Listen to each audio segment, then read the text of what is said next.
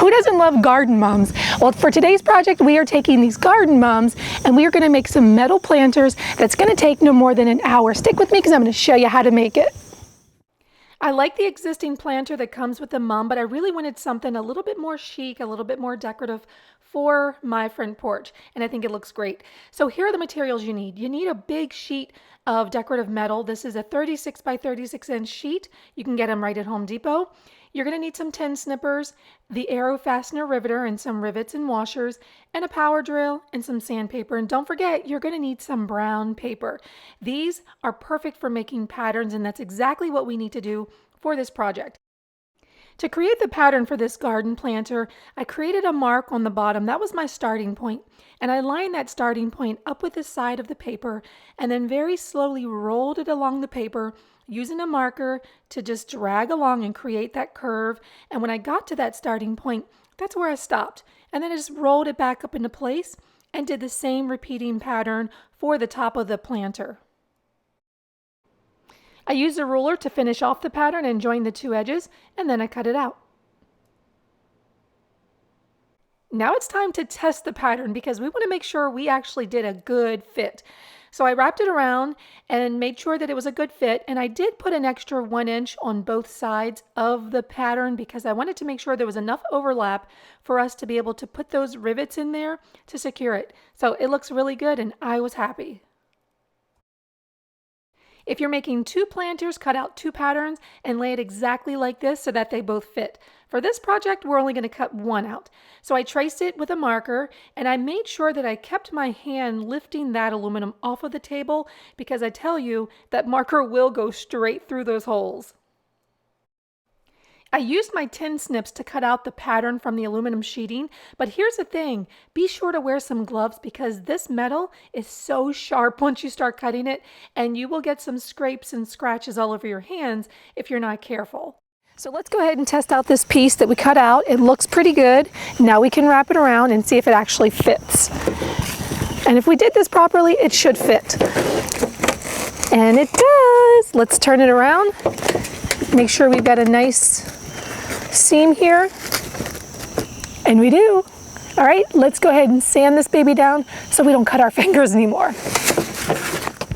Stick with the finer sandpapers because you don't want it to get real scratched up, and then take your finger and very carefully run it along the sides. If there's any parts that are really sharp, just use your tin snips to snip it off and sand it.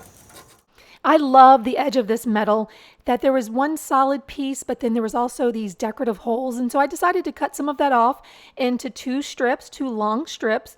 And then I used the edge of a table so that I could press it down because I was going to make bias tape to cover the top of the garden planter and the bottom. So not only would this be for decorative purposes, but it would also help to reinforce the metal on the planter. Before I could attach the metal bias tape, I had to use my riveter in order to secure this thing together. So I marked exactly where the holes would be. There were points where I had to drill so that I could get an even hole to put in one of the rivets. But we were going to do 4 rivets along the side. So I marked them, drilled them, and then inserted the rivets into the holes. Since this was thin metal, I used the short rivets in the size 1/8 inch, and on the backs, I used 1/8 inch washers as well. And this is how it looks. You're going to have a washer on the back and the rivet on the front. Slide the riveter over the rivet stem, and when you squeeze that handle a few times, you'll see that rivet just pop right off.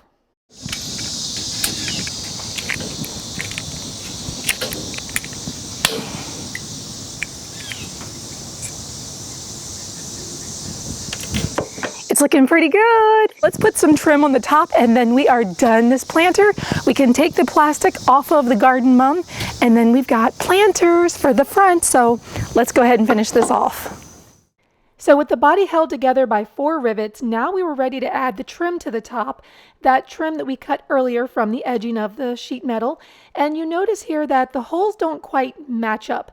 That's okay. I had my drill, and with a 1/8 inch drill bit, I was able to just sort of create some holes that matched up nicely.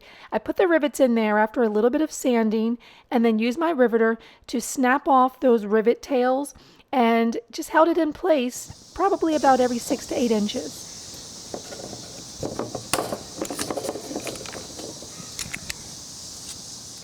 So when I flipped it over to do the trim and rivets on the bottom, it looked like a metal lampshade, and I thought, maybe I've got another project brewing. Anyway, I used a hammer just to smooth out some of the trim, and then that's it. It was done. So now we can unwrap the garden mum. Let me do it. Let me do it. Okay, you do it. You do it. All right, so this is the moment of truth. Does it fit? Let's find out. It fits! Oh my gosh, I absolutely love this metal garden container. It looks so good. Look at this planter. Look at this. Good. It's so cute. So Kojo, you ready to go put this on the front step? Yeah. All right, can you carry it? Mm-hmm. All right, let's go. Don't drop it. I got it. Can you set it down there? Nice. So now we have 2 garden planters. Now Yay! we can welcome ourselves home. We can welcome ourselves home. I love it. So tell me what you think of the new planters, the new metal planters. They look great. They don't look ugly? I'm surprised. He usually tells me everything I make is ugly. And what should they do? Don't forget to smash that like button. Smash that like button for this little guy right here, and we will see you next project. Be sure to subscribe and find me at thriftiving.com. And Kojo. And Kojo. We'll see you on the next video. next video. Bye. Bye-bye.